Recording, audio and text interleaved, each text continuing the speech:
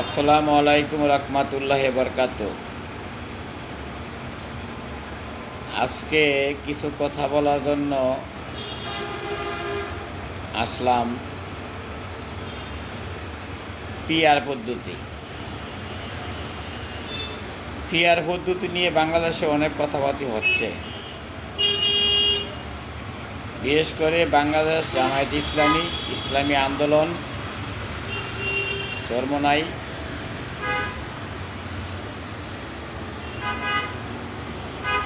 বেশ কিছু ইসলামী দল যে পিআর পদ্ধতি নির্বাচন চায়। আচ্ছা,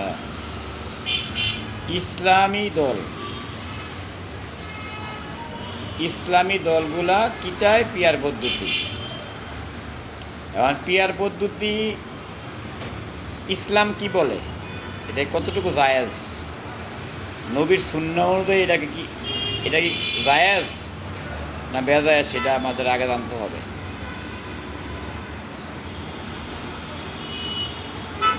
যদি ইসলামী দলগুলো বলতো যে আমরা বাংলাদেশে খেলাফত চাই,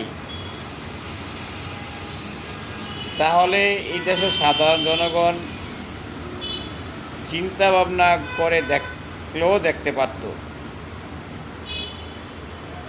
কারণ নবী করিম সাল্লাল্লাহু আলাইহি সাল্লামের পর খেলাফত এটা কিছু ছিল।